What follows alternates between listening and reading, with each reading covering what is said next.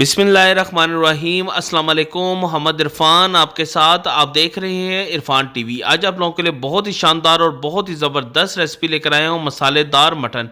ये बहुत ही टेस्टी और बहुत ही डिलीशियस बनता है। बस आपने इसको मेरे तरीके के मुताबिक फ़ॉलो करना है और जो स्टेप मैं आपको बताऊंगा उसके मुताबिक फ़ॉलो कीजिएगा तो इंशाल्लाह आपका ये मसालेदार मटन बहुत आसानी के साथ अभी आप इसको खुद घर में बना सकते हैं और जो कोई भी खाएगा वो आपकी तारीफ़ किए बगैर नहीं रह सकेगा।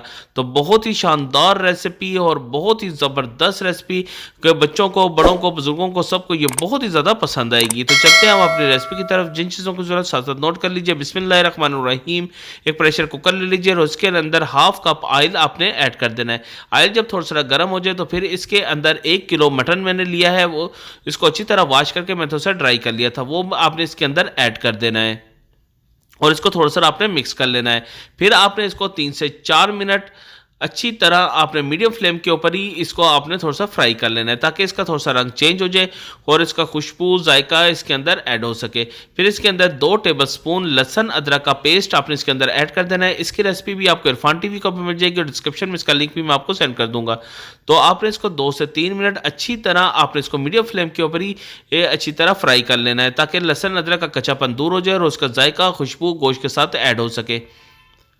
फिर इसके अंदर आपने ओनियन, प्याज मैंने लिया है 250 ग्राम और उसको मैंने छोटे छोटे टुकड़ों में काट लिया है, वो आपने इसके अंदर ऐड कर देने हैं और इसको अच्छी तरह आपने एक दफ़ा मिक्स कर लेना है। लहसुन अदरक डालने से ये होगा जो इस गोश्त के अंदर जो एक थोड़ी सी महक आती है वो इसकी ख़त्म हो जाएगी। फिर इसके अंदर 1 टेबलस्पून नमक वो आपने ऐड कर देना है और 1 टेबलस्पून आपने सुरख मिर्च वो ऐड कर देनी है और हाफ टेबलस्पून आपने हल्दी इसमें ऐड कर देनी है और इसको भी आपने तकरीबन 2 से 3 मिनट अच्छी तरह आपने इसको फ्राई कर लेना है ताकि इस तमाम मसालों का कच्चापन दूर हो जाए और इसका जायका, खुशबू इसके अंदर ऐड हो सके।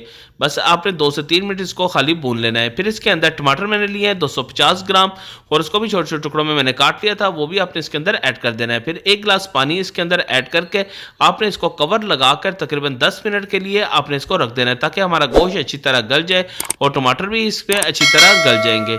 तो देख ले तकरीबन 10 मिनट हो चुके हैं। उसके बाद आप इसका कवर ओपन कर लीजिए।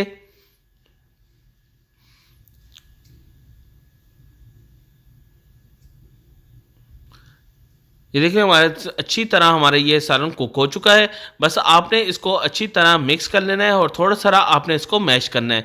टमाटरों को आप हल्का सा मैश करेंगे यानी कि थोड़ा सा आप इसको कुचलेंगे तो ये सारे टमाटर इसके साथ ही घुल जाएंगे। तो प्याज भी साथ ही इसके साथ अच्छी तरह मैश हो जाएंगे। फिर इसके अंदर 2 टेबलस्पून आपने ग्रीन चिली वो आपने ऐड कर देनी है। इसकी पेस्ट मैंने बना के इसके अंदर ऐड की है। इसकी रेसिपी भी आपको इरफान टीवी के ऊपर मिल जाएगी और डिस्क्रिप्शन में इसका लिंक भी मैं आपको सेंड कर दूंगा। अच्छी तरह आपने मिक्स कर लेना है और आपने जब उस वक्त तक इसको भूनना है जब तक इसका ऑयल सेपरेट नहीं होना शुरू हो जाए।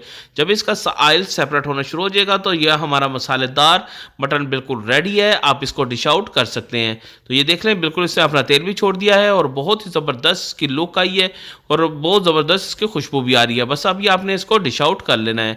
मैंने इसको डिश आउट कर लिया है। मज़ेदार मसालेदार मटन बिल्कुल रेडी है।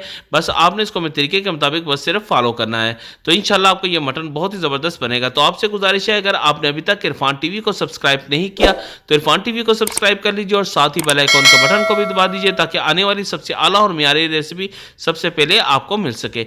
और अगर आपको किसी और रेसिपी की ज़रूरत है तो आप अपनी फीडबैक से ज़रूर बताइएगा, इंशाल्लाह आपकी वो ख्वाहिश बहुत जल्द पूरी कर दी जाएगी। तो अपना और अपने गिरदोनवा का ख्याल रखिएगा। अभी मोहम्मद इरफान को इजाज़त दीजिए। अल्लाह हाफिज़।